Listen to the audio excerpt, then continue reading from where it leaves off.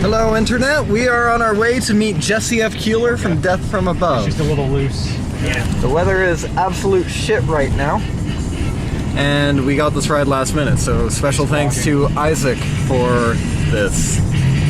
I am super excited. Stopping for gas. Rockstar, I drink it for the irony.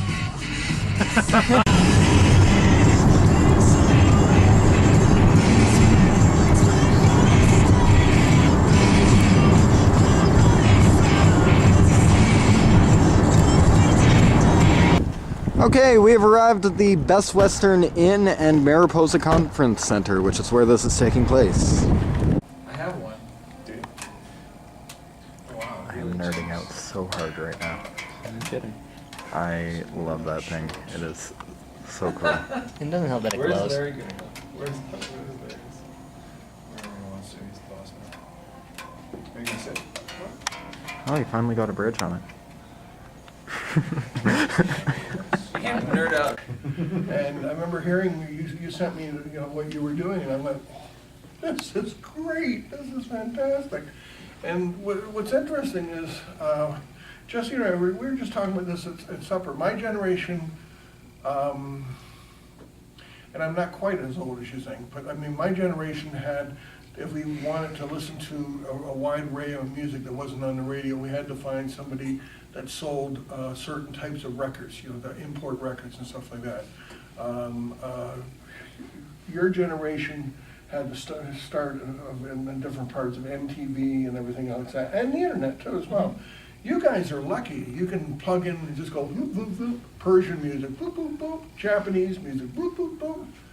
I mean, it's incredible. It doesn't make that sound anymore. It's only in the movies, and old movies, actually. My computer still makes. I'm still on dial-up. No, the thing is, your information is so much more than what we had. Even in a short period of time. I mean, I remember the first time. It wasn't that long ago to go use a fax machine to send something to Japan, and it sounds like you're talking about pioneering days. What instruments did you really start playing with? I mean, after playing with a guitar? Well, first it was drums for me, really. Oh, really? Well, there was a drum kit in my grandparents' basement. Yeah. And there's pictures of me playing when I was 3. Wow. And drums are still, that's what I feel the most comfortable on. That's the only instrument where I feel like there's the chain between idea and things happening, it's just instant. Mm. Both of my daughters are trying, how do you play the drums? I'm like, well, you do this. And they're like, you're an awful teacher. You didn't think No, and I feel, my parents didn't want me to make music at all. They thought it was a horrible idea. At least I guess my mom did, and she's a sort of domineering person, so no music lessons for me. But my dad would sneak me songs. So he, when I finally found the guitar, he said, all right, I'll show you one song. And it was Purple Haze. And he's like, if you can play... That's a pretty good Yeah, so he's like, play this song. And I'm like, okay, that was the first song I ever learned how to play. And then after I'd done it, he said, well, it's also kind of Bo Diddley. You can just do this, and it's also the beginning of We Fire. should explain that Jesse's father is a rather well-known guitar from my era, Fred Keeler, who played with David Clayton Thomas and the Shays. And Freddie, as far as I'm concerned, was up there with Robbie Robertson in the number in the tradition of great Toronto guitar players that have. There's a long last, and they go to Colin Linden and people today. You can see they all started off with Fender Stratocasters, and they all play a certain way. They were playing like Hubert Sumlin, trying to lift their finger up over, in the string like that. And so you weren't exactly starting out with somebody fumbling around with the radio or anything like that at all. Yeah, but now in hindsight, I realize that those lessons were also my dad's way of discouraging me. He wasn't like, this is Twinkle, Twinkle, Little Star, child. No, here, play. If you try to play this song, I think he was hoping I'd get discouraged and give it up. But I think I can probably still play that song and all those. What, Twinkle, Twinkle? You probably can play Purple Haze, but you can't play Twinkle Twinkle, you know? It doesn't. Well, I don't know. I still don't think I'm a very good player. I can use the instruments to make songs, but maybe I have to tell myself that I'm no good at playing, so that But I you always didn't have a try. studio or anything like that, or anything like that as a kid? No, I remember for about 10 years straight, my parents asked me, what do you want for Christmas? And I asked for a 4-track every year for 10 years. One of those T-Acs that were... Oh yeah, well they changed there was a new Yeah, model yeah, over the yeah, decade. yeah. And then finally I had enough money to buy one for myself. You didn't want a drum machine? Drum machines were, that, I had drums. Yeah. I actually, I knew a drug dealer who needed money and had a Tama kit. And I was like, well, you're desperate, I'll give you $50 for those drums, and I still have them. Play for my kid, you know. Like that. When's the first time you put together something that you, like, whenever people start, they copy, obviously, or what is out there. And, you know, you may not have, you know, wanted to be in a cover band, but you probably were at some point, even in high school. You cover songs?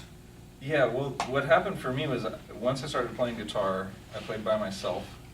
Yeah. I didn't know anybody else because I feel like, at least from where I lived, you had a choice: either you played music, or you skateboard, or you sort of do drugs and do nothing. And then those weirdos like me who stayed home and just played guitar, and I would sit there and like a TV commercial would come on with like some horrible guitar riff, and I'd just sit there like, yeah, I'm gonna do that for like the Toyota commercial. And I just kind of play along with everything. And this is the time when like Steve Vai was popular in guitar, so I was like learning how to play Joe Satriani songs and stuff. Kind of good to help with dexterity, but I never tried to write a song. And then a friend of mine was making a band. He said, hey, I heard you can play guitar, why don't you be in the band? I'm like, yeah, sure. And I was terrified. Like, I remember even in practice, my knees totally shaking and me just looking down. Like, why? What is happening? I've never been nervous before, and now I'm so nervous. Well, everybody starts off with great garage, you know, basement bands that, you know, rehearse every day and don't go anywhere. And then all of a sudden, hey, guys, my Uncle Bobby got us a gig on Saturday playing at his birthday party or something like that. And all of a sudden, it's not maybe something that basic, but it's something basic where they want us to play. Oh, mine was almost that basic. So everyone, my house was the only house where we could come practice, and then I had a bunch of guys I'd never met in my basement. And they're sort of like, all right, what do we do? And I'm like, shit, no one knows? Nobody here knows? Because I don't know, I'm terrified. I haven't really played in front of people. I've just been a little hermit working away. And so I kind of realized we're all in the same boat, and I was trying to think of songs that I knew how to play that would be easy. So I taught everyone in the room how to play, what is it? It's like a Cream song, Sunshine of Your Love. Yeah. So then everyone's playing that. I think we played it for like 2 hours straight, and then afterwards everyone was really excited, and I was terrified. I'm like, this is not going to work out at all. I can't be in a band. I can't have to show everyone what to play. Well, it's a big responsibility to go ahead and be the leader, even if it's 2-3 people, where people are turning to you and going, they think that you have some sort of musical expertise that you don't have. It's very strange, and it's the thing that was weirdest for me starting was I'm not a performer, and I have like if there was a drama thing in school, that would be the last thing in the world I would want to do. If there was something I had to go speak in front of people, that I would have rather have something amputated than have to stand in front of people ever. But I loved music, and then now it's like, well, people want you to do this, and then it took a long time. Now I feel like I'm in my living room when I'm on a stage, which is kind of weird. I think about it while I'm doing it too. I'll like look out at the crowd and I'm like, I should be affected by this. This is really, like, old me is super troubled by how comfortable I am. But haven't you found all? My kids have my little kid has a music teacher that she really likes, and every time I go to the class, when there's the music teacher like in the class, he comes on Mondays, the teachers are sort of looking at me like, well, you know, you could do this. You could come in. Oh, it's terrible. What children's songs do I know? How do I do this? Well, you get a Fred Penner album, you get a Raffi album. I sing Banana Phone for an hour. Well, you know, I'll tell you a dirty little secret that a lot of people don't know. 2 points to anybody here who can tell me who produced the first 2 Raffi albums. Anybody? Daniel Lanois. For $300 a piece. And then they sold millions of They copies. sold millions of copies and paid for Danny's studio in Grand Avenue in Hamilton until Brian Eno walked in. And that's a true story. Daniel Lanois produced 2 Raffi albums and did Parachute Club, Rise Up, and Luba. All in. You gotta look and back in that type of thing. Well, we're talking about songwriting Mhm. partially. So what I was going to try to say, and I don't know if anyone here is familiar at all with any of the music I've ever made, but everything's always been very riff-based for me, and I'm constantly thinking that way. And over the years, I realized that more often than not, I was writing on other instruments, on pianos, on guitars, and then at some point, I realized that really what I was searching for chords and all the riffs, like whatever they were.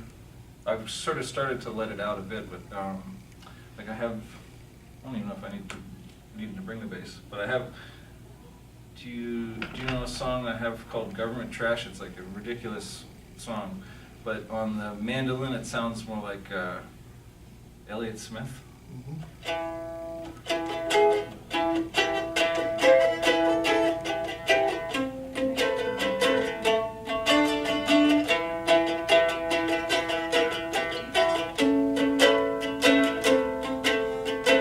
That's like one of the most ridiculous songs I have. What I've been learning about my own songwriting and maybe in songwriting in general is that there's sort of 2 types of songwriting. There's songs that you can play them on, someone can play them on a piano and it still makes sense. But there's sort of more performance-based songs like a Led Zeppelin song, where if you were to play it like on a piano, it would just sound like almost nothing. You're like, what are they getting away with? And I feel like I sort of alternate between those two. But also, I think also what has come about in the last 20, 30 years, in particular, maybe back even further than that, is the studio has become an instrument in its own way in terms of how it's used. And I'm talking about, going back to even experiments in the 1940s, 50s with Pierre Boulez, anybody familiar with music, concrete and stuff like that, the sound of different sounds and stuff like that. And a lot of that has been brought into the world as well too, with people, I'm thinking of Can and some of the German groups, in the 60s. They brought a lot of that in, and all of a sudden Pink Floyd started using it, Bob Ezrin started using all these different things. Now, a lot of those things you have in a home studio. Oh yeah, absolutely. How elaborate is your studio? I have my favorite studio setup that I've ever had now, and it's maybe because I figured out the exact amount of time I need from hitting record to walking in and sitting behind the drums, so that when I get there, I've left long enough. But I just have a room that I can play drums in. It's kind of dead, but not really. Nothing elaborate, really just dead in the ceiling and put some plywood on the walls.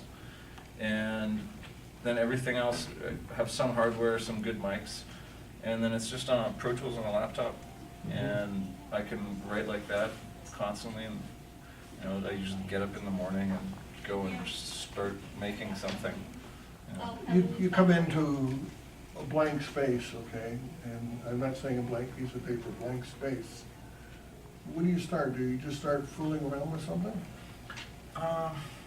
You pull up any kind of rhythm track, or? Well, for me, the first thing I need to do is I have to imagine myself performing in this very abstract sense. I just have to sort of imagine that I'm doing this thing that is very odd for me, but I have to sort of put myself in that headspace. And then I try to play the thing that I would like to play in front of these people that I've imagined. And I sort of imagine the whole song, and I don't know if that sounds ridiculous, but Is that the same when you started, working with Death from Above? Because there is some where you needed Sebastian.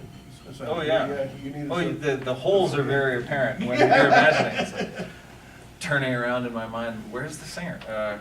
But yeah, I sort of worked that way, and I found I have to record drums for myself while I'm writing it, and maybe partially because I don't know if my ideas make sense together until I have to try to put drums behind them, and I realize that my own ability playing drums has probably been limiting what I do with the rest of the music, but I sort of have to, I chip back and forth, so recently I'll play as much of the ideas that I have on the bass, record to a click track, go into the room with the drums, work on the drums and record everything. Always just, as often as you can, just hit record and leave it running. It doesn't matter if the song ended 15 minutes ago, just keep playing as long as... Yeah, a lot of people do that. We're talking about that. One of the tricks that somebody like Brian Adams with Jim Valance does, and a lot of actually writers do, when they're recording or even when they're writing a song, is they keep a tape recorder going all the time. I mean, it's on very slow speed, but you never know when you come back to something like 3 months later going. I mean, there's the classic story that Keith Richards wrote Satisfaction in the middle of the night and put it on a recorder that he had at the side of his bed. Well, I do use my iPhone like that all the time. I have so many voice messages where you can hear you actually hear the airplane bathroom sound. I go in there and I don't want to be humming in my seat and look like a weirdo, so I'll go to the bathroom and tap the microphone to create a kick drum and then And hum the somebody's rest yelling, of it hey, over. you getting out of there? Yeah, I'm Come on, standing I in there gotta- yeah. making up a song and get home and try to record it while the idea is still fresh. Give me an example of something that you came up with as an idea that led to something else. You do that? Yeah, I think so. Well, I can tell you a story a little bit.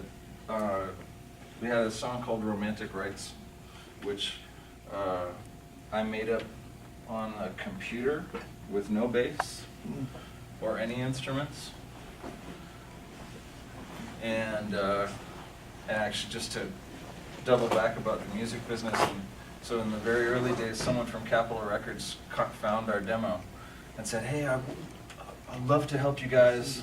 And we were so broke. This was so exciting. Oh, so we have to go play in Los Angeles. Cool, we're going to go play at the Troubadour. Awesome. How are we going to do this? Whatever, we'll figure it out. Get down there, play. We think we've done well. As soon as it's over, the woman comes up to us. She's like, you guys are amazing. That was awesome. Listen, what Capitol Records is looking for is someone who, they've already sold 50,000 records, and then we can take them the rest of the way. And we're sitting there like, I don't even have a record to sell. I thought that's... And welcome to the record business. We had no money, and now I'm just in Los Angeles with no money. We hitched a ride in someone's van, and we're going up the highway driving to Vancouver, and the drive shaft comes out of their van, gets into the road kind of like a pole vault, lifts the whole van up, so we're right up on the grill, sliding, slams to a stop in the middle of the highway, and I'm sitting there, and no one has any money. What the hell are we gonna do? Let's get our shit out of the van, because I don't really even know these people. So I take my bass and my cables, and we go to the side of the I-5, and I lay down, and I slept on the side of the highway.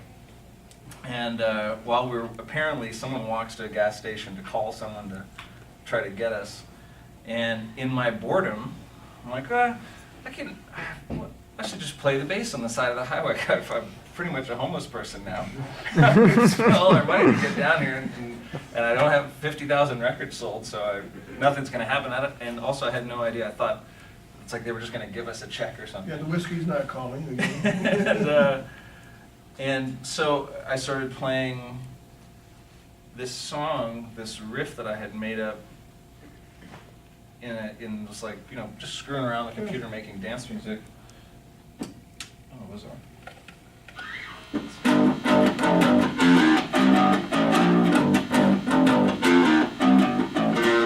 I play that for a while.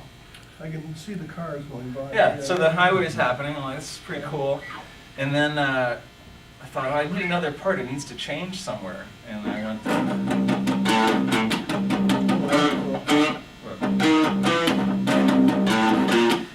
which in my mind, I was thinking about the Sesame Street Fever song "Doing the Pigeon," which I don't know if anyone knows. That's how old I am. So there's a Sesame Street disco record, and in my head, that's how that song went. Now I've gone back and listened to it, and it's not at all like that. But in that circumstance, and that all made sense. So I made that up on the side of the road, and then eventually when we got home, I thought, hey, we should maybe record that one song, and then from that song I have a career. So. See why you listen to all types of music, whether it's Sesame Street or or what it is. Or is this part? That sounds like a commercial. It does sound. That sounds a little bit more like Sesame Street Yeah. Fever. Or it sounds like the start of Welcome Back, Kotter or something like that. This riff, I don't remember making it, and I can't think about it to play it. I have to just play it. Yeah. If I try to play it, it's not going to work out. So it's like a subconscious thing. Yeah, it's.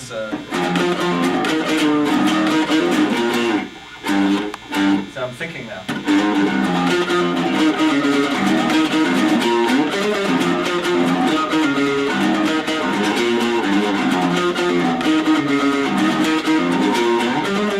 If I think about it, I can't. Let's talk about dynamics of playing with other people, because you had one of the most celebrated breakups probably in the modern day contemporary music.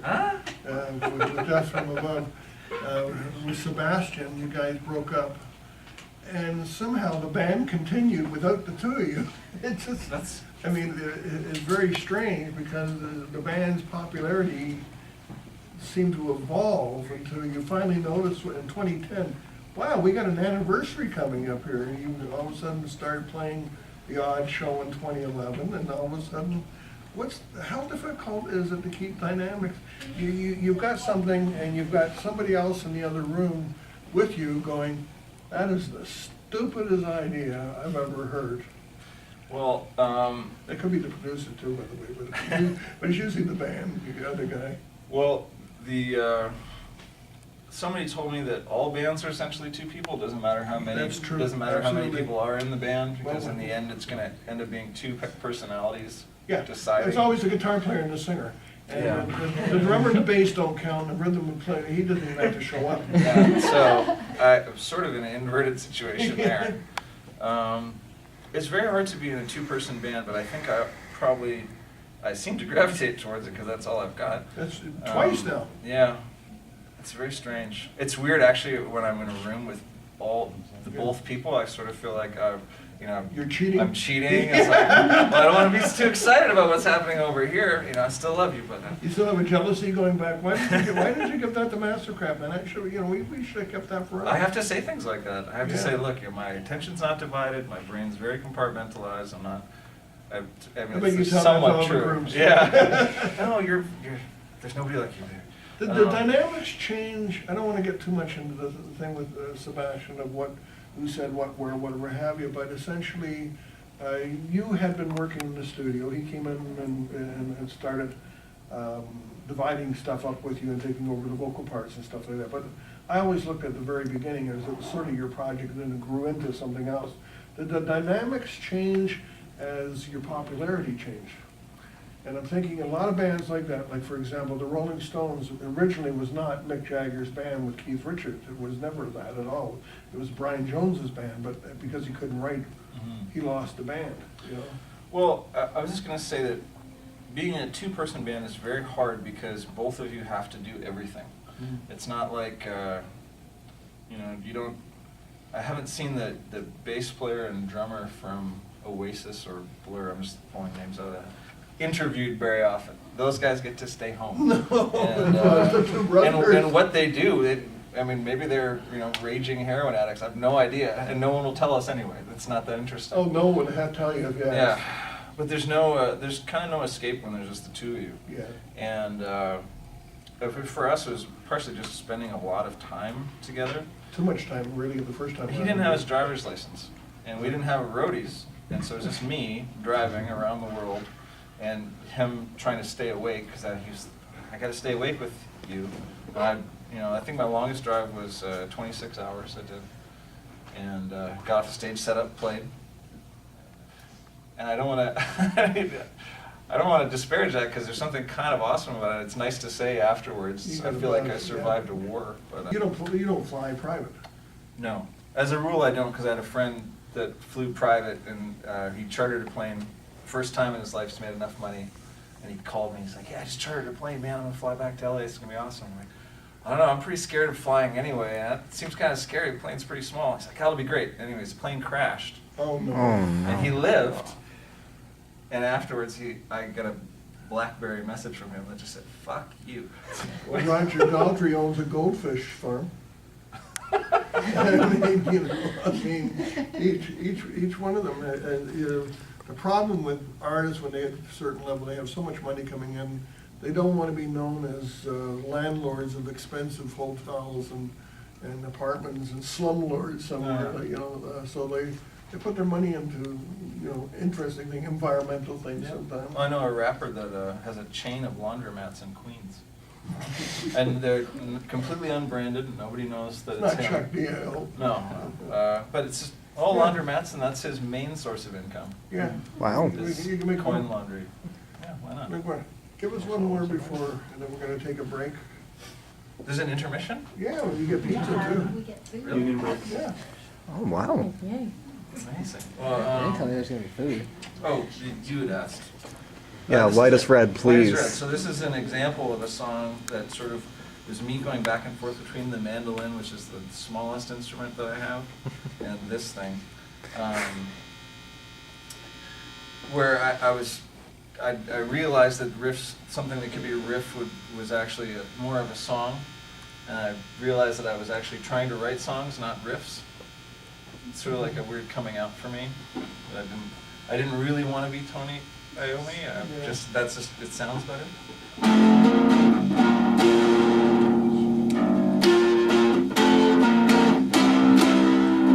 Start me up in there too. It's always going to come I out. know. I'm hearing a melody. Yeah, Yeah. there's an actual melody to it. It's not just a bunch of notes, and it can go both ways, right? It can be.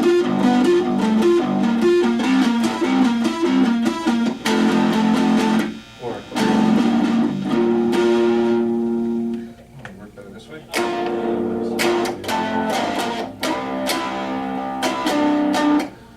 Big like guitar and bass sort of bands now. I got to meet those guys last year, and we were playing opposite days in Glasgow. Two different venues, and they were playing one day and we were playing another. So I went to see them play, and then they came in. And after this show, he was asking me about my rig, and I said, "Oh, come by tomorrow during sound check and you can try mine." And people that work with him said, he plays very quietly.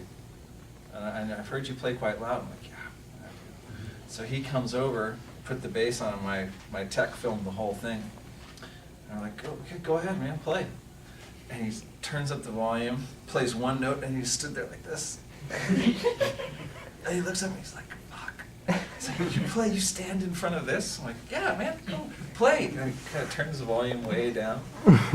He's doing really cool stuff. He has his bass. It's usually just one bass string and a bunch of guitar strings. Oh, really? And he often plays in slide tuning as well.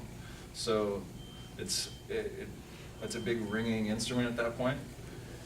And then there's a band called Lightning Bolt where the bass player would play with the guitar string, like a G string on the top string of his bass. It's cool, and for me, I just think it's great that they don't have to answer questions about being a two-piece all the time, because that's what I did for 5 years. Well, where's the guitar player?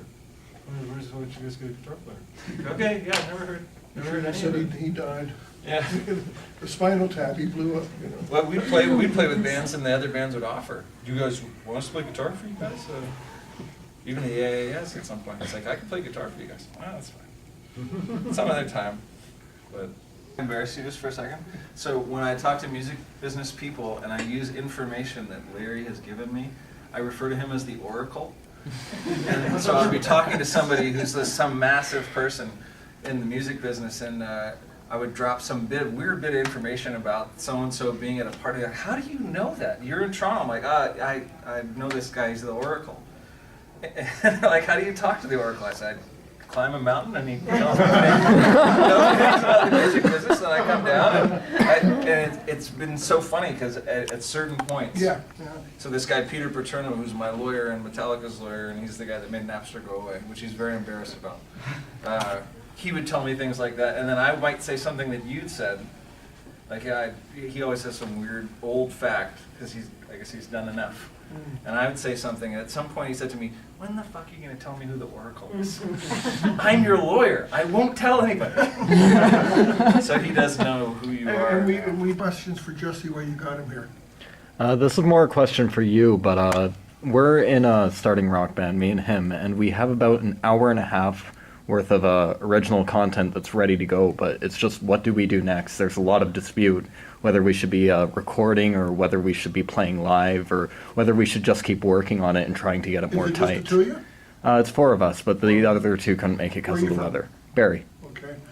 What kind of material? Psychedelic rock. Kind of like a little bit more gritty, though. Kind of like a mixture of Pink Floyd and Nirvana.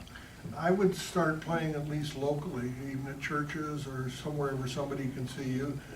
Personally, these days, I don't think you need to run out and get a record contract, not right away. I think too many people make that difficulty.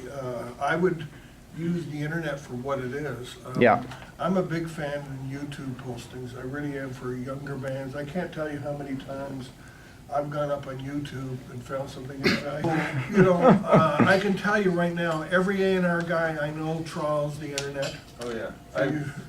I was in the Atlantic office in the UK, and there's 3 people sitting at computers, and this was in the MySpace days, and their job was to listen to every single thing that was on MySpace. Yeah. And they're just sitting there listening to me, just listening to people's songs all day long. They are doing that all the time because everyone wants to be the one that found something. So what I was going to say, adding to Larry's, don't be too precious about the music that you're making right now. Like, you need to make it available, and don't be concerned about selling it. Some people are, if I'll get a record deal, then everyone can be graced with my art.